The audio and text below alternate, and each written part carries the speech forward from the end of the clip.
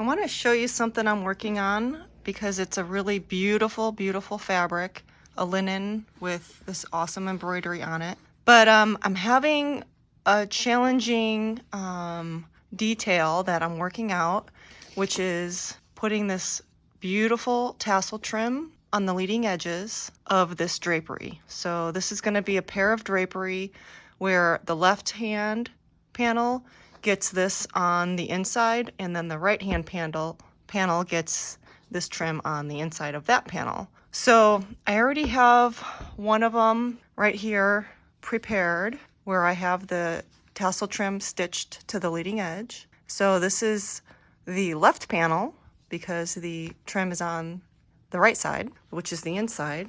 And I want to show you what I did. I had to figure out a way to stabilize this fabric because you can see right here, the fabric on the edge, being a linen, is really wrinkly and doesn't lay flat. And when I fold it under, it just creates a bubble all the way down. And then so this side, you can see I have already stabilized it. And here with the trim already stitched on, you can see that it's gonna hang really beautifully and hold its shape. The fabric on the leading edge here is not gonna like be loose or look bubbly or wrinkly. It's laying nice and flat, and it's showing off the trim rather than looking like it's not strong enough to handle it. So this is what it looks like when on the inside, when it's all stitched down. This is the interfacing, and then you can see I stitched on the trim. This is my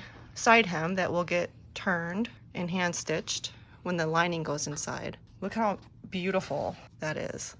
So here I have this one already interfaced and this one is not. So you can see the difference in the two. And I also want to show you what the interfacing looks like and how it comes on a roll. It's really kind of thin and loose. It doesn't even seem like it would make such a difference because it's just so thin and flimsy. But once you iron it onto the back of the fabric, it makes a world of difference, 100% difference, and keeps the fabric stable enough to hold such a beautiful trim. So this is just such a perfect time to share some inside details into how, you know, you would tackle an issue like this. And besides the interfacing, the other thing I like to use when I'm sewing on tape trim or tassel trim is Dufix. So this is my other favorite tool besides the interfacing that I use. So here is the back of the tassel trim without the Dufix, and then once I iron that on, this is what it looks like. And then once I'm ready to place the trim onto the fabric, then you would simply remove the paper right here like this, and then you can see it's kind of shiny. That's the Dufix. It's not sticky because right now it's cooled down, but once you apply the steam and the heat from the iron, it will melt and adhere to the fabric. So right now it's already done that from pressing it on the first time, and then once you do that the second time, then it sticks to the fabric. And then I take it to the sewing machine and sew through all the layers. So that I'll show you that next. And also, you know, knowing that I'm just putting my interfacing, which comes on a roll like this, I'm just putting it on this much of the fabric. Let me peel this back. I'm not putting it on the whole drapery. That would take yards and yards and yards of it. I just need it on the leading edge. So that's a skinny strip of it. So as I use the interfacing, I just keep scraps of it in a little bucket, and then when I need little pieces like this, then I don't waste the whole bolt of fabric. You can use little pieces here and there, and then if this is not long enough, you can butt them up next to each other and slightly overlap them. So I do have one section about midway where I had to do that, and it won't show. So those are my two little tips for the day, is interfacing, and this is from Angels, and it comes on a bolt. So you want to keep some of this in stock so that when you need it, you have it. And this bolt is getting a little skinny, so I need to order another one. And I'm gonna make a Roman shade out of this fabric next, and I will pull this back out and use it on the whole piece of fabric for the Roman shade, because otherwise it's not going to be a beautiful Roman shade without that. And so also you want to have some Dufix on hand for any projects with trim. It's one of my favorite ways to baste my trim on. And it comes in this width, which is 5/8 or also 3/8. It does come skinnier, but I don't really like the skinnier ones. Typically I keep the 5/8 and the 3/8 in stock. So show you some more of how this is all gonna go. But I had to come on and share kind of these parts of the process, just so you can see what it looks like. Now that I have the leading edge of this fabric prepared with the interfacing on the back, I'm gonna get the side hem turned and get it into position so that I have the right amount of fabric left over, which is where the trim is gonna go. And normally I would turn the side hem over from the back, so I'd have the whole fabric laying right side down. But because of this beautiful embroidered pattern, I want to be able to make sure I can see it and measure 1.5 inches from each of these little flowers or arrows, whatever they are. I'm going to measure all the way down and make sure I have the straightest edge possible and keep the spacing even, and so that there's just the right amount of space to lay this tape trim, or tassel trim. We do so much tape trim that's all I think of now, but this is a tassel trim, and I want to have it laying in the right spot. So I'm gonna take the time to measure this all the way down and pin it and then crease it with the iron. Then I can get the tassel trim pinned into place with the Dufix paper removed so that I can adhere it with the iron as my basting step before I go to the sewing machine to sew it. So this is a little bit of a laborious process right here, but it's worth spending the time because this is our leading edge of the drapery, and it's the most viewed detail and it has to be really accurate. So I'm gonna get it pinned into place and check it and then press it. So I will kind of go through this process either on time lapse or without the camera, and then come back and show you the next step of placing the trim down.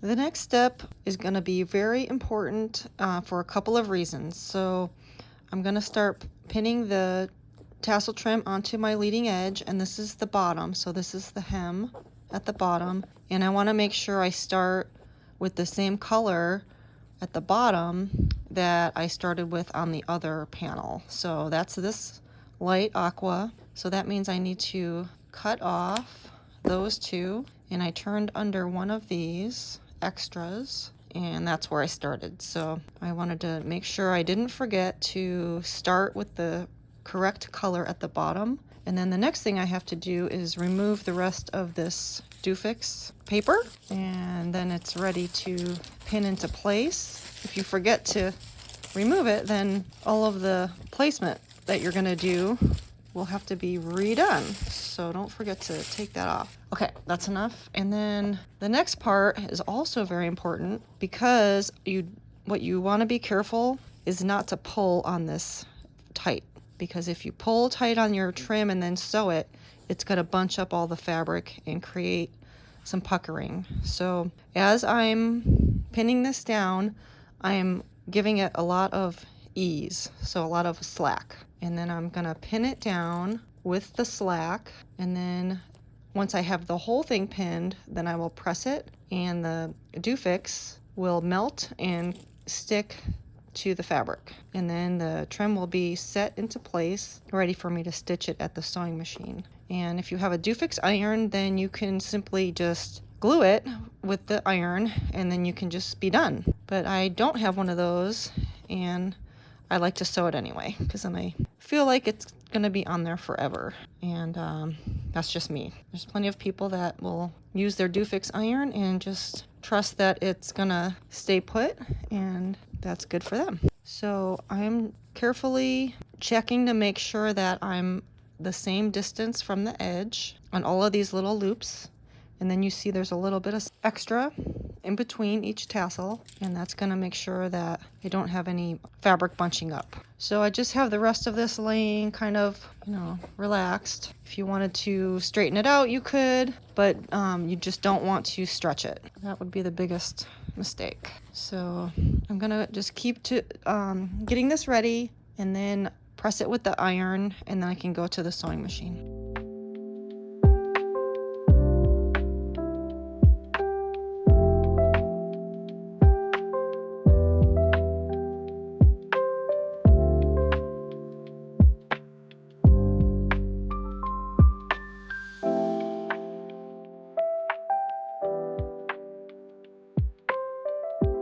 Okay, I'm here at the sewing machine. I have not stitched my trim through all the layers yet, but I'm about to do that right here, and you can see that it's adhered to the fabric and there's no pins. So the only reason it's not right here is because I doubled under the edge so that it's not a raw edge right there.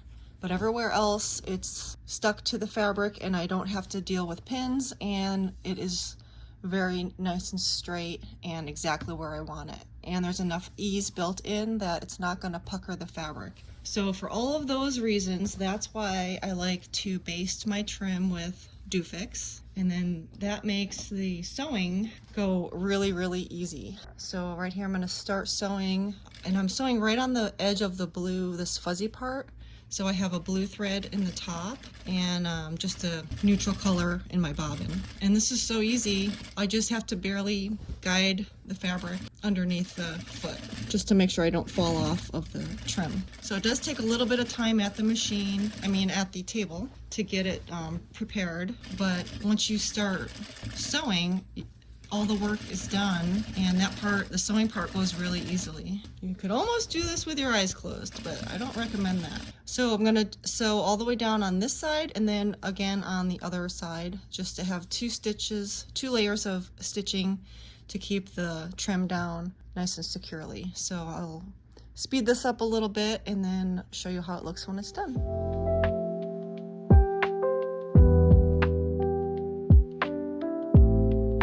So before I run out of camera memory, I just want to show you how this looks on the front and the back. And I've made 2 passes with the sewing machine on the trim now. And so that's how it looks on the front. And then here's how it looks on the back. You have my 2 sewing stitches, and that's just a neutral color. And I have the blue on the front to blend in with the fuzzy part where the stitching is. So the sewing part is actually the easiest part, believe it or not, of this whole process of adding the tape trim.